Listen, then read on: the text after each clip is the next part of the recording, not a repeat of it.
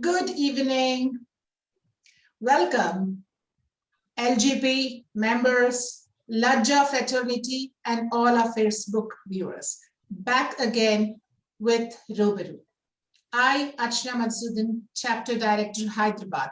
I'm glad to host one of the most dynamic women that LGB or Lajja has ever been introduced to. Rubaru is a series where we introduce our LGB members and appreciate, or rather gloat on, the glory and the successes that they have been torchbearers to. Lajja is India's first forum for women, a forum for women, by women, with women, and it solely focuses on the overall and holistic development of women, both as an individual and a professional. A woman is the central nucleus to a wide network of individuals and relationships. Only when the nucleus is strong and healthy will this universe work in harmony. Today, I am going to introduce one of such nucleus to the Lajja family, to all of you.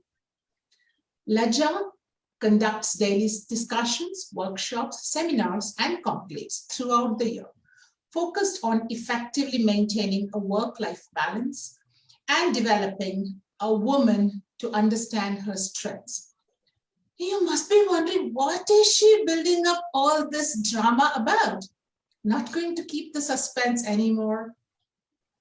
Warm welcome with a huge round of applause to our own Mrs. Vandana Joshel. Hello, Ms. Joshel. Hello, thank you, Archana. The applause didn't reach my ears, but I enjoyed it nonetheless. Oh, our audience is on Facebook, so obviously you cannot hear them. But yes, there is a thunderous applause in the background. Wow. So again, Mrs. Vandana Joshel, a storyteller, a content writer, the MD of Lajja, and also the mind or the head, the brain, the heart behind Lajja TV. She is much more than all of these. A woman, a dreamer, a romantic, a fan of great conversations. And she is a very witty individual. Let me tell you a small piece, or give you a small introduction of her wit. You know what I found on her Lajja page? She says she's a vagabond. We'll come back to that and say, why did she say that? And what does she mean by that? Introduction, Mrs. Joshel. Thank you so much. You want to know why I call myself a vagabond? Yes. I love to travel. The unfortunate part is that I haven't traveled really all that much, but I still call myself a vagabond because I travel through all the books that I read. I'm an avid reader. I read a lot of books, and anybody who knows me since childhood, I've always had a book in my bag. So with my school books, I would also have a novel or some book with me. I would sneak into my mother's, library and sneak out books which I was not supposed to read, but I would read and I would travel. And I always hoped that when I grow up, I would, get an opportunity to travel, but somehow that never happened. So in my mind, I'm a vagabond, and hopefully someday in the future, I will get to travel the way I want to. Oh, wow. That's amazing. But then, how do I call you? Do I address you very formally as Mrs. Joshel, Vandana, or our very own Vandy? You can call me whatever you want. Vandy is comfortable with everybody, so go ahead. Thank you so much, Vandy. So, Vandy, where more would you want to travel? You've traveled time, the time machine, past, present, future, fairy tales, If you are a reader, you've been there, done that all. I don't think there is any place that is left untouched for a reader. You just are transported into that world. That is a wonderful world. I completely agree with you. And one who has a book as a best friend is never alone. Yes, absolutely. Absolutely. No, any place would be, any place that has history. So I'll tell you, when I got married and I went to Ahmedabad where my in-laws are, and we would go on outings, I would always tell them that I want to go to these ruins. So Ahmedabad, Gujarat by itself has wonderful history. So I've gone to the step wells in Adalaj. I've gone to the Modera Surya temple, the Sun temple in Modera. So I've gone to all of these places, and I have, there was a joke in the family that isko to bas khandar hi pasand hai, isko to bas ruins ke paas jana hai. And I used to tell them, there's so much history in these places. So I think in my dream or my fantasy would be to, like Indiana Jones, or like what was Lara Croft, go to all of these ruins and find out their history, find out what made that place so special, and probably go back in time and live that time if I could. But yeah, ruins and anything connected to ancient history is something that draws me like crazy. I'm like a moth to a flame. That's beautiful. I completely agree with that, Wendy, when you say that, you try to relive all of that, and if possible, would like to actually experience all of that wonderful world. And history teaches us a lot. I guess that is what has made you this amazing storyteller. I guess like I said, reading books is something that I've always enjoyed.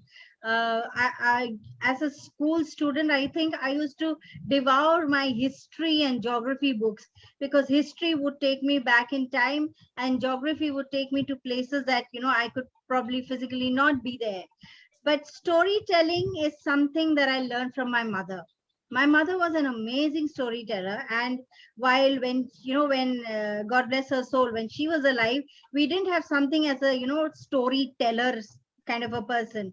You go sit with the person and she talks to you about whatever stories, and you listen to her. So I've grown up listening to stories about family members, about things in the past, about historians. I've heard so many stories from her.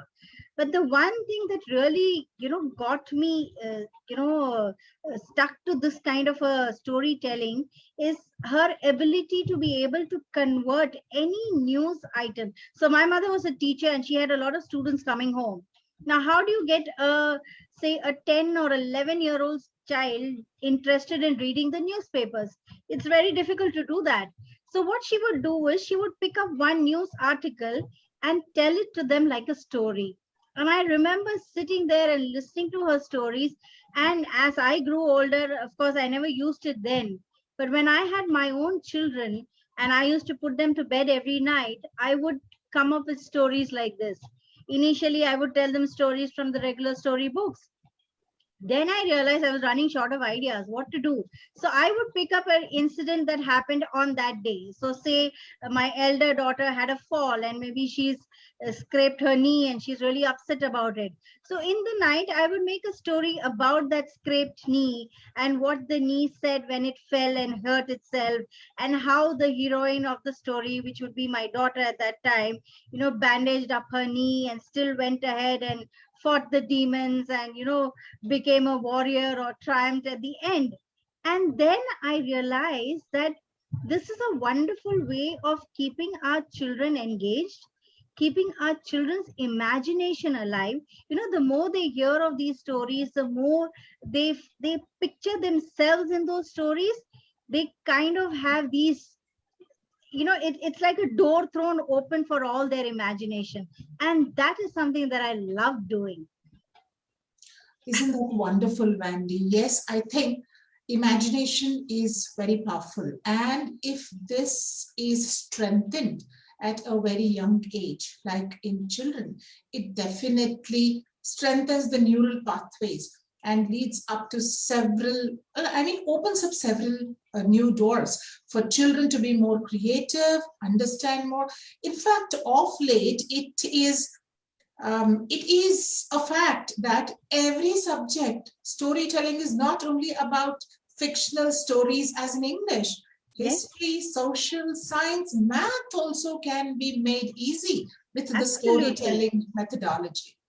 Absolutely. Actually, I had, the privilege of conducting a talk on the importance of storytelling in education, when you, the way you teach children. So how would you explain a volcano to a young child? Maybe as they grow older, 7th grade, 8th grade, they will understand the chemistry behind it. They will understand all the nitty-gritties of it.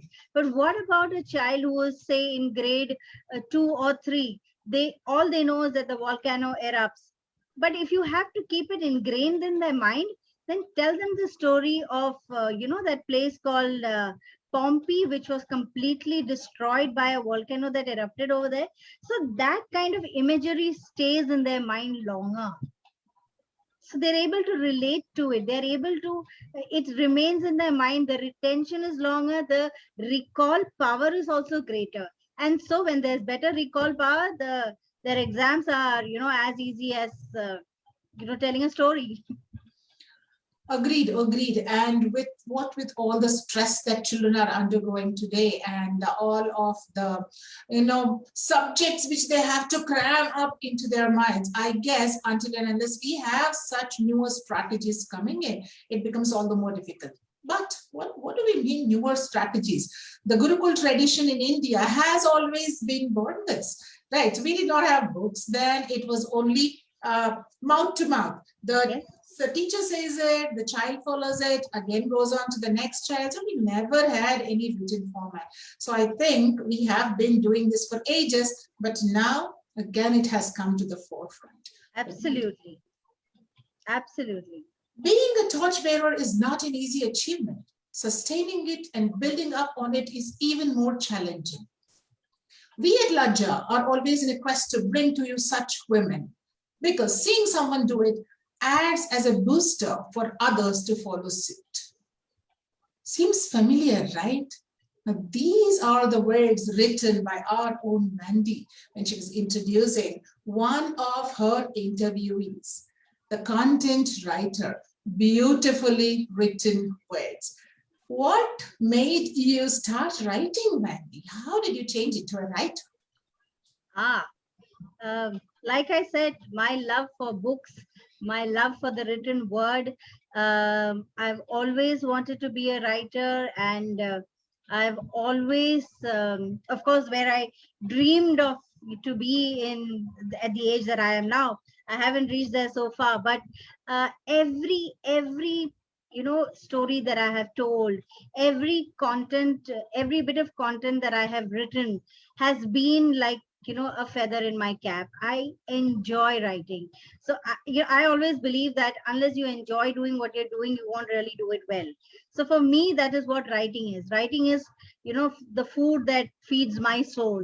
And I've always wanted to be a writer, whether it is writing for small things. I started my career as a sub-editor with the Indian Express Online Media. And over the course of years I spent over there, I worked with a couple of other publications. But what I realized is that somewhere I'm still boxed in by the kind of norms, or you have to conform to a certain kind of standard or certain kind of style of writing that particular publication or needs. And I am not that kind of a person. I believe that I kind of give expression to words to your expression. So you could be feeling sad, and I think I have managed to so far bring out each of those expressions of all the people that I have worked with, of all the people that I have written for. So there is a connect there. There's every piece of writing that I do, I leave a little bit of my heart over there. So it's like all of these are my children, and I'm connected to each one of those. So, that is what writing is to me. And it has been for me the same since years. It's been over 2 decades that I've been writing. And that has what writing has meant to me always. Isn't that so beautifully put in, Wendy? You put your heart and soul in it, and that is clearly reflected in your writings. So this so polished professional, MD, holding several jobs, juggling several balls, and maintaining everything with equanimity. As a other, if not essaying this role, how or what is Wendy?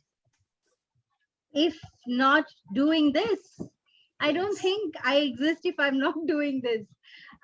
This has been my lifelong passion. It has been the only thing that has driven me. I remember as a student, when everybody was, academically very competitive and things, I was very happy with the way I was studying, because I knew at the end, when you get great marks, your family kind of wants you to get into science or commerce and, pursue engineering and stuff like that.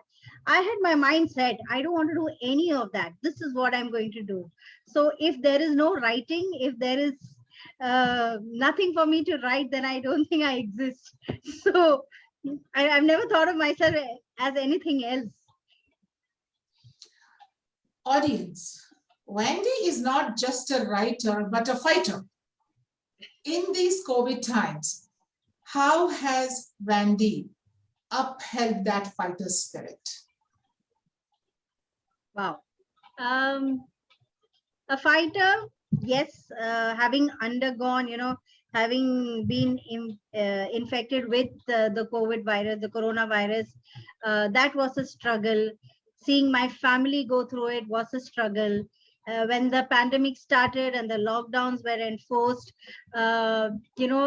ensuring that the people in my building, I'm the secretary of in my building, so to ensure that the people in my building didn't go out, didn't have to venture out, we arranged for the vegetable sellers to come and set up stalls in our compound, so that our society and the societies next to us could buy veggies without having to go out.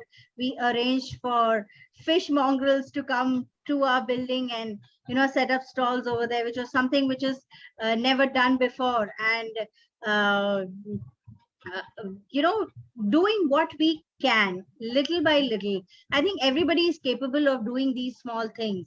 So whether you are supporting a family who has who's been impacted by COVID, whether you arrange for their daily groceries, their daily needs, or whether you are there to emotionally support somebody. Because I remember when I was going through COVID, that was one thing that I was seeking, some emotional support. And I had a wonderful team from Lajja calling me up, talking to me, taking, ensuring that mentally I was sound enough to tackle with that situation. So I believe that there's a fighter in everybody. When it's like it's an animal instinct. When you are put in a tough spot, you do fight. And only when you see that that fight is not getting you somewhere do you start the flight. You flee from that area. But I think the fighter is there in everybody, and as long as you believe in that and you believe in doing the right thing with that fighting spirit, I think everybody is a winner.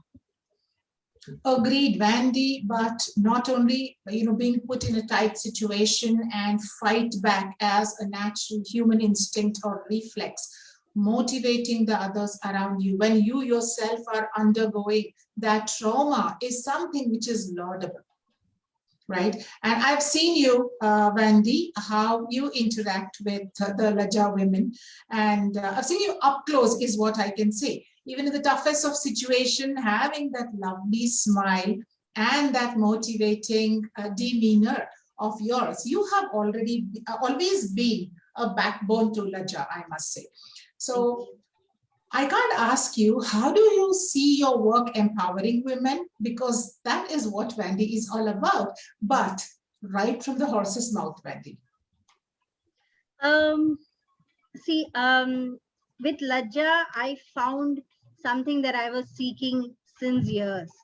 When I, met Riddhi first, and we got, initially just started off as some content writing work for Riddhi. But over time, what we realized is that If Riddhi was driving Lajja with passion, there was something that I believed in. And I always believe that, each one of us is capable and empowered enough to help the other person. It is whether we are willing to use that. The next thing that I believe in is that women like you, me, we are privileged. We are the privileged few who can go out of our homes, who can do whatever we want with the complete support of our families. So we are the privileged few. There are many women out there who are like probably more talented than either of us, but they don't have the support. They don't have that privilege of having a family who says, go on, go find your dreams, go fly, flap your wings. They don't have that. So if we, in our position of privilege, in our position of being empowered, if we can just reach out, hold out a hand and pull that person up, I think we're doing wonders. And the need for a woman to feel empowered, to actually feel empowered within her, is important, is because she is the foundation for any family. If the mother or the woman in the house doesn't feel strongly about herself, doesn't have that self-worth, she's not going to be able to give her children the same. And then you will have a generation of children who have this self-doubt, who are second guessing every move that they do. But if the woman is strong enough, her husband gets support, her family gets support, and her children definitely get a higher altitude to take off from. So I think that is very important, and that is a privilege that you and I have, and that is the kind of support that we need to give out to other women. So maybe tomorrow, if I am not around, I am not in Lajja, if I move on for something else, I would still want to continue doing that work, and I would still want Lajja and you and each one of our women associated with Lajja to do just that, hold out a hand. That's all you need to do. Wendy, I just don't know how to, how to appreciate these words. You're a very strong woman, and I completely understand. We Indians, coming from a very conventional upbringing, we have these shackles around us. We've drawn those 4 circles and keep dancing within it. So we do not even think of looking outside or looking ahead. And yes, like you said, undoubtedly, family support, familial support is very important, and we are privileged to have that. And also a wonderful team in Lajja, Pan India, everywhere, supporting each other, standing up for one another. We know that we have somebody whom we can rely on. And I think this is where Lajja stands out from any other organization. And like you said, it is not just motivating women, saying that you are Shakti, you can do this, you are capable. We believe in upskilling women. We have our own training programs wherein we bring in experts and we upskill our women. And that's where I think Lajja is having that goodwill among the masses. Yes, absolutely. So, Wendy, what is, how important is humor or wit in one's life? Because we take life too very seriously, Wendy. Humor is very, very, very important. And I can't say this enough, because, that saying where when life throws, lemons at you, make lemonade. There is a reason why that happens. If you're going to look at everything with drudgery, if you're going to look at everything feeling sorry for yourself, you will stay, it's like quicksand. You are going, the more you keep hitting at it and, saying, oh my God, what happened to me? This happens to me. You are going to sink further and deeper in. Instead, you need to look at the funnier side of life. So I will tell you one instance with, a lot of people got back to me and said, how could you say such a joke? So my mother had a huge, massive operation, and it was like a 6-hour surgery. And post the surgery, of course, the recovery takes time and all of that. And after surgery, you have this drain pipe, which, is attached to your wound so that all the bad blood and all of that drains out. And I remember the doctor coming and telling us, telling me that you should take your mother for a walk. So even in the ward, he would say, at least walk till the end of the corridor and come back. So my mother, bless her soul again, she was also a very witty woman. So when she got out of bed, the first thing she said is, oh, but I have to hold this. It's a bag with all the medical waste that has to go out, the fluids. So she looked at me and she said, oh, I have to carry this. So I laughed and I said, it's okay, Ma, we'll pretend that we are walking our dog. And she laughed and she was ready to come out of her room and walk till the end of the corridor. And I remember the people sitting in the room, my father and somebody had come visiting, and they had this shocked expression on their face ki, ye kya keh diya hame, itna serious issue hai, she's just recovering from surgery or aisa koi bolta hai kya? But what I remember from that incident is that my mother and I walked laughing till the end of the corridor and we came back laughing. That was what was important for her at that time. That was what was important for me at that time. So yes, dark clouds may come. You might find the trek uphill really, really difficult. But every dark cloud has a silver lining. Once you reach the peak of any point, it's downhill. It becomes easier later. So life could be really difficult for you, but you have to look at the funny side of it. Others, जीने का मतलब ही नहीं है. I mean, it's going to be so sad. Imagine. Agreed, Wendy. In fact, I think if you had, if you had been sympathetic to your mother and said, "Oh, Ma, you have this. How could we do this? It would be embarrassing." I think it would have been all the more depressing for her. Yeah. And I know we get into that mode very easily, victim mode. We start having self-pity as to, oh my God, why should I have to undergo all of this, right? I think that was a very, yes, it looks hatke, but then yes, if it worked, it worked. It worked, Nothing yeah. like it.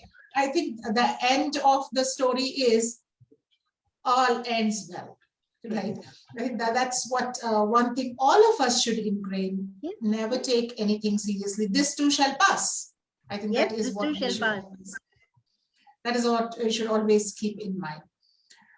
So, Wendy, what is your inspiration? Your mom, undoubtedly, because you've been eulogizing her throughout, so I completely understand that.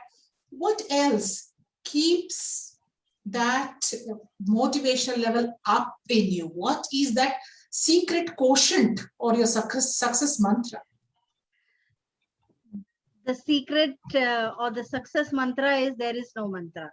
Because I believe that each person, now today I'm talking to you, there is something about you that inspires me. I talk to Riddhi. There's something about Riddhi that inspires me. So this is like an incident. I keep going back to stories because, like I told you, I'm a storyteller. So I remember one of the organizations that I was, I had worked for close to 7 years in that organization and I was leaving. I was very upset. I'm leaving for better prospects, of course. I'm leaving to do something that I love doing. But I was sad, I'm going to leave all my friends, people I'm comfortable with. I'm going to miss the chair I used to sit on. I'm going to miss the cubicle and all of that. And I remember my manager coming up to me and saying, you know what, Wendy, it's only the nameplate that changes. Everything else remains the same. Tomorrow, this new place that you're going to work in, you will miss even the chai wala there. You'll say, "Arey, हमारे पुराने office में कितना अच्छा चाय मिलता था, ये तो बकवास है." And you would have, that chai would have probably, even if it came from the Taj, you would still say that this chai is not as good as the chai that the guy at the kettle used to make. So what you need to really take away from all of this is keep learning. Everybody, every day, every moment teaches you something. You take something of you in any interaction teaches you something. And if that interaction makes you a better person or makes you think about becoming a better person, I think there's nothing like it. Wow, that's super powerful, Wendy. And when you were just talking about this, something suddenly hit me. I would like to share an anecdote with one of my mentors. Okay, yeah, so he's a senior citizen, Mr. Dilip Mukherjee. He is a renowned author. And he is just like you, a very humble person. He has moved into, what do I say? oblivion, because he is right now focusing on empowering children, especially able children, because with all the books that he has written, those are specially aimed at, helping them understand and learn faster. So the first time that I had interacted with him, he was like, Archana, whatever you want to learn very fast for me, because I will be dying in a couple of months. I was like, sir, how do you say this? So he says, and remember, you have to come to my funeral, okay? If you don't come to my funeral, I will not come to yours. I was aghast. What? And then I realized his wit and humor. I see that spark in you again, Mandy. Thank you. Right. Thank you so much. I think it is all about not taking things too very seriously and taking everything that comes in your stride. Like you said, there is light at the end of the tunnel.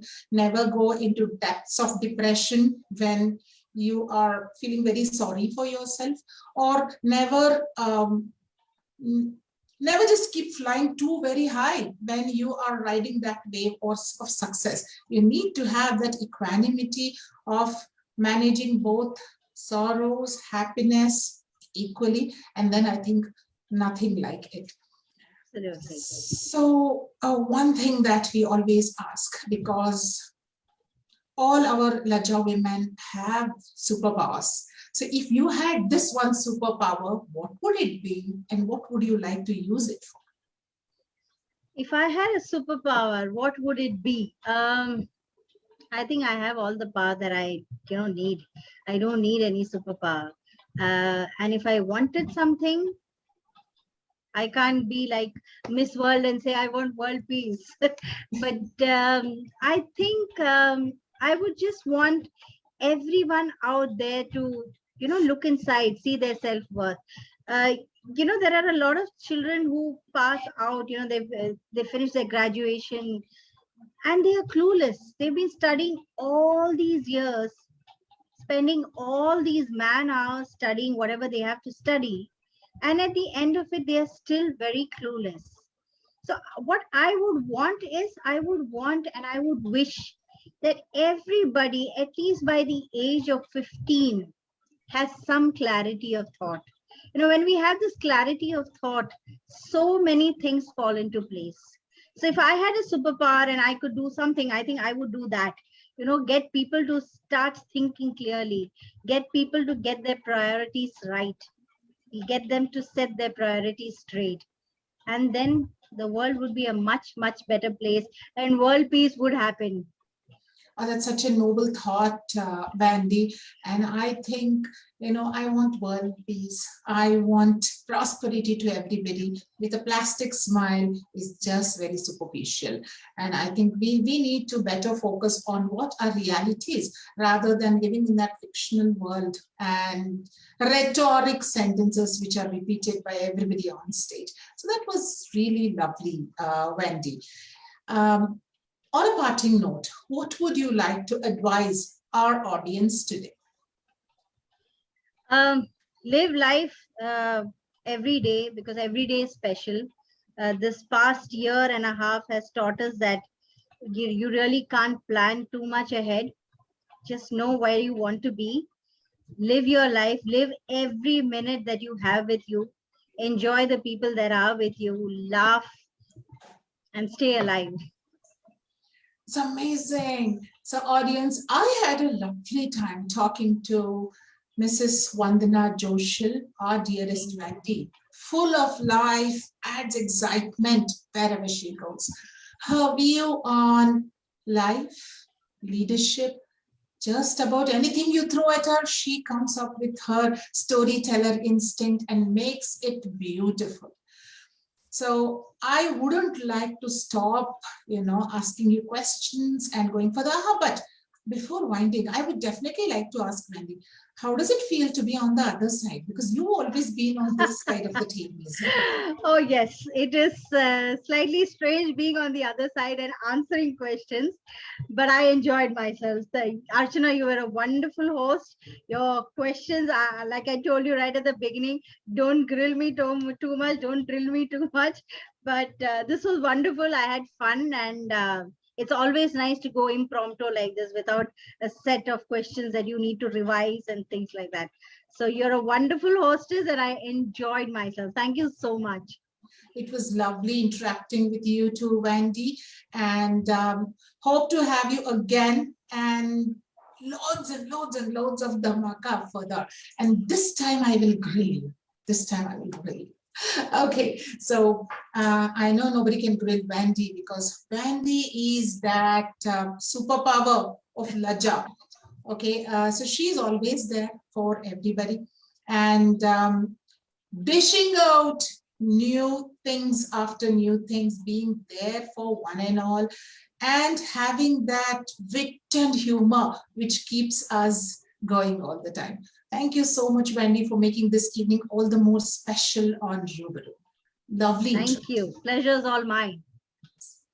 Take care. See you. Bye-bye. Bye.